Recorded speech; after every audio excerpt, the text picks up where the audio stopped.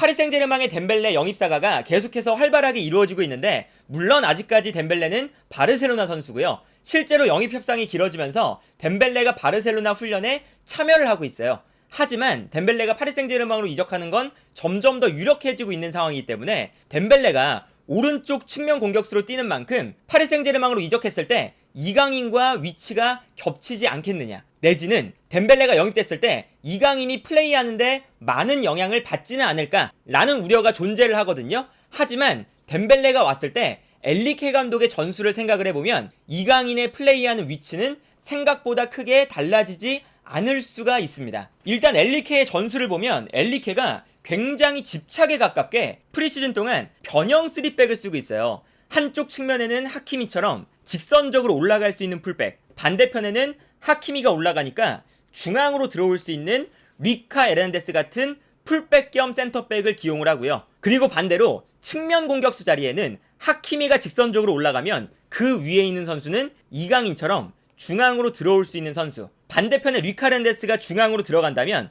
위쪽에는 직선적으로 움직일 수 있는 가르비 같은 선수가 배치될 때가 계속해서 나오고 있습니다. 그래서 이강인이 없을 때는 비티냐가 오른쪽 측면에 배치될 때도 있었고요. 솔레르가 오른쪽 측면에 배치될 때도 있었어요. 그런데 비티냐나 솔레르는 물론 측면에서도 뛸 수가 있지만 기본적으로 중앙 미드필더에 가까운 선수이기 때문에 이 선수를 왜 측면에 배치를 시켰냐, 하키미가 올라오는 만큼 비티냐는 안쪽으로 들어오기 때문에 결국에 안쪽에서 뛰게 되는 거거든요.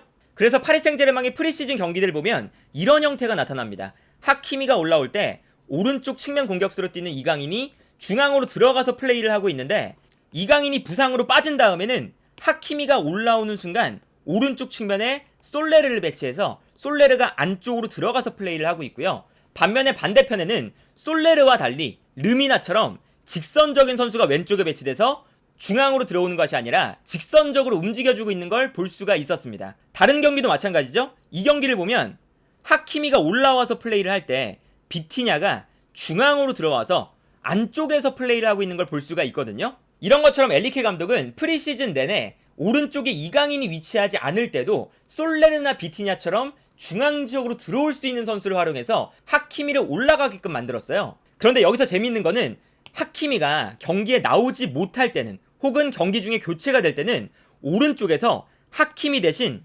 마르키뉴스 같은 센터백을 오른쪽 측면에 배치합니다. 반대로 왼쪽에는 리카 에르난데스가 아니라 퀴르자와처럼 조금 더 직선적으로 올라갈 수 있는 선수를 왼쪽에 배치해요. 이렇게 되면 아까 전과 반대로 왼쪽 풀백은 올라가고 오른쪽 풀백은 중앙으로 들어옵니다. 그러다 보니까 측면 공격수의 성향도 자연스럽게 바뀌는데, 오른쪽 측면에는 아까와 다르게 중앙으로 들어올 수 있는 선수가 아니라 직선적으로 올라갈 수 있는 선수가 배치가 되고요. 왼쪽 측면 공격수는 이전과 다르게 직선적으로 움직이는 게 아니라 중앙 지역으로 들어오게 됩니다. 그래서 자연스럽게 아까와 동일한 전형이 만들어지는 거거든요.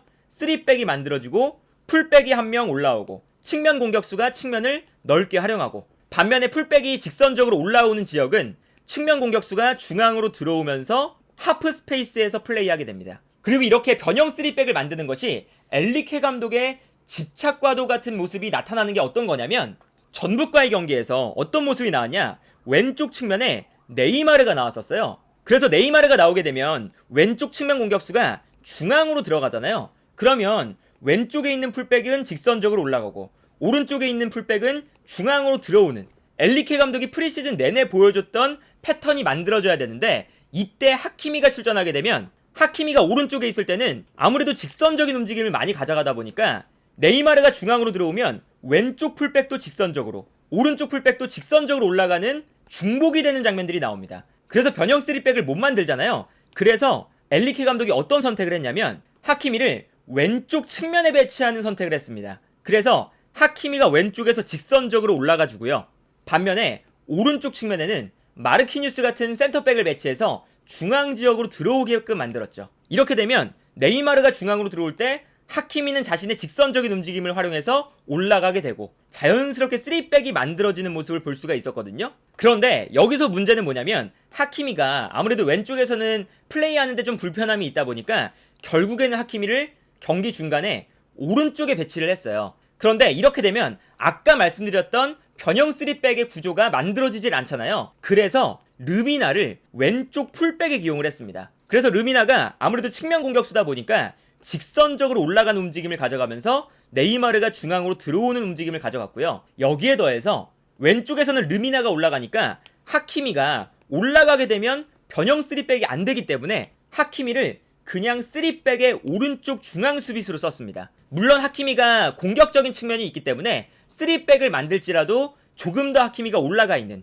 이렇게 비대칭적인 3백이긴 했지만 어쨌든 변형 3백을 만들기 위해서 하키미를 3백의 오른쪽 중앙 수비수처럼 쓰는 모습도 나왔었거든요. 그러니까 이 엘리케 감독의 전술을 보면 어쨌든 다음 시즌에 어떻게든 변형 3백을 사용하겠다라는 생각이 들어요. 그래서 경기를 보면 이런 장면이 늘 나왔었죠. 하키미가 오른쪽 풀백에서 올라갈 때는 자연스럽게 왼쪽 풀백은 중앙으로 들어오면서 3백이 만들어졌었는데 전북과의 경기에서는 네이마르가 나오다 보니까 네이마르가 중앙으로 들어올 때 왼쪽 풀백이 직선적으로 올라와야 되잖아요. 그러다 보니까 하키미가 교체 투입됐을 때 하키미를 왼쪽 풀백으로 사용해서 직선적으로 올리는 모습을 보여줬습니다. 그리고 하키미가 왼쪽에서 좀 불편하니까 결국에는 왼쪽 측면에 르미나처럼 측면 공격수를 배치해놓고 하키미를 오히려 올라가지 않고 안쪽으로 들어오게끔 만들어서 3백을 만드는 모습을 볼 수가 있었어요. 그런데 이렇게 변형 3백을 만들 때 중요한 건 뭐냐면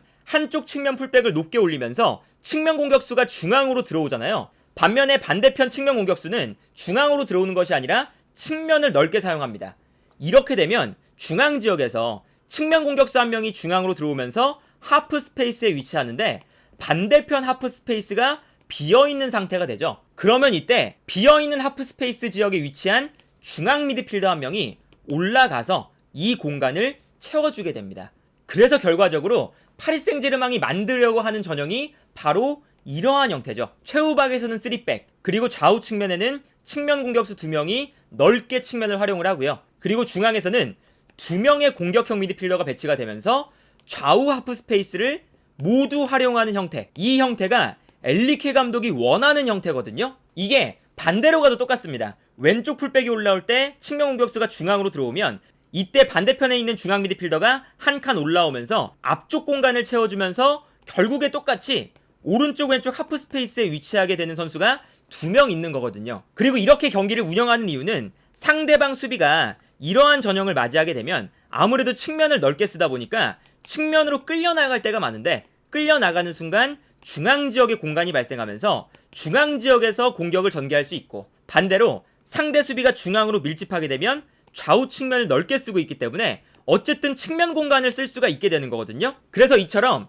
5명의 공격 자원을 쭉 일렬로 배치하는 전형을 사실은 엘리케 감독뿐만 아니라 과르디올라, 아르테타 등등 공격적인 축구를 하고 싶어하는 여러 감독들이 사용하고 있는 전형이죠. 그래서 궁극적으로는 엘리케 감독이 이러한 전형을 만들고 싶어하는 거거든요. 좌우 측면에 2명의 선수가 측면 공간을 넓게 활용을 하고 중앙 지역에는 2명의 공격형 미드필더가 배치되면서 중앙 지역에서 공격을 만들고 최전방 공격수까지 합류를 하면서 5명의 선수가 경기장 중앙 지역과 측면 공간을 모두 다 활용을 하는 이러한 형태를 원하고 있는 거예요. 그러다 보니까 덴벨레와 이강인이 같이 뛰었을 때 어느 정도 그림이 그려지는 게 뭐냐면 일단 덴벨레가 없을 때는 이강인이 오른쪽 측면에 배치가 되면서 중앙 지역으로 들어오고 이때 하키미가 올라오는 이러한 전형을 만들잖아요. 그리고 중앙 미드필더 한 명이 올라와서 좌우 하프 스페이스를 활용하게 됩니다. 그런데 아무래도 왼쪽에는 네이마르가 있기 때문에 네이마르가 중앙 지역으로 들어오면 왼쪽 풀백이 직선적으로 올라와야 되고 이러면 오른쪽 풀백이 3백을 만들기 위해서 중앙으로 들어가줘야 돼요. 이때 오른쪽 측면에는 측면을 넓게 써줄 수 있는 덴벨레 같은 선수가 필요하죠. 그래서 덴벨레를 엘리케 감독이 영입시장 막판에 간절하게 원하고 있는 측면이 있는 거거든요. 그런데 이렇게 되면 자연스럽게 네이마르가 중앙으로 들어가고 아마 왼쪽 측면에는 시즌이 시작되면 부상에서 복귀하는 누누 멘데스가 직선적으로 올라올 거예요. 그러면 왼쪽 측면 공간은 누누 멘데스가 점령을 하게 되겠죠. 이렇게 됐을 때 오른쪽 측면은 덴벨레가 넓게 사용을 하고요. 이때 하키미가 약간은 중앙으로 들어와주면서 3백을 만듭니다. 그리고 여기서가 중요한데 왼쪽 하프 스페이스에는 네이마르가 중앙으로 들어오면서 선수가 한 명 존재하는데 오른쪽 하프 스페이스에 선수가 부족하죠. 여기서 오른쪽 중앙 미드필더 자리에 솔레르, 비티냐 혹은 파비안 루이스 이런 선수들보다는 아무래도 이강인이 공격형 미드필더에 더 가까운 선수입니다. 그래서 이강인을 오른쪽 중앙 미드필더로 배치시키면서 덴벨레가 측면을 넓게 쓸 때 이강인이 한 칸 올라와서 오른쪽 하프 스페이스를 점유해주는 형태가 될 거예요.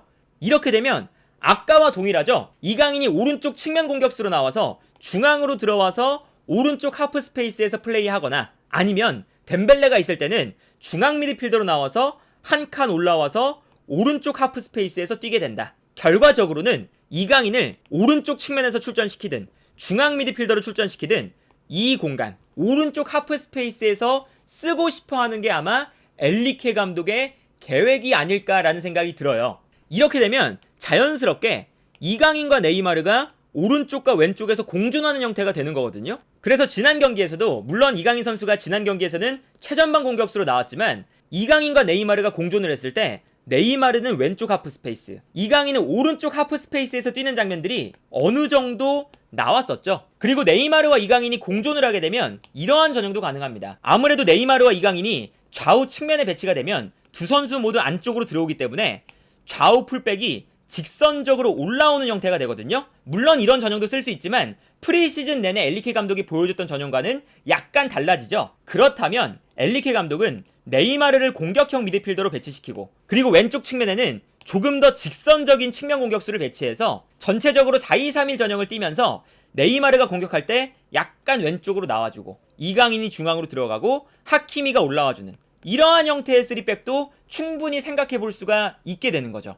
그래서 덴벨레가 왔을 때 이강인의 플레이하는 위치는 크게 달라지지 않는다 라는 뜻은 물론 덴벨레가 오른쪽 측면 공격수 자리에서 뛰기 때문에 어느 정도 이강인과 주전 경쟁을 해야 되는 그런 부분들은 당연하게 포함이 되는 건데 덴벨레가 나왔을 때는 이강인이 중앙 미드필더로 나오면서 한 칸 올라가서 하프 스페이스 지역에서 뛰고 덴벨레가 없을 때는 오른쪽 측면 공격수로 나와서 중앙으로 들어오면서 하프 스페이스에서 뛰게 만든다. 이러한 형태 때문에 이강인이 덴벨레와 공존해도 혹은 덴벨레와 공존하지 않아도 비슷한 위치 오른쪽 하프 스페이스에서 뛰게 되지 않겠느냐 라는 생각이 들고요. 덴벨레와 이강인은 엔리케 감독의 전술에서 충분히 공존이 가능한 상황이다 라고 볼 수 있지 않을까 합니다.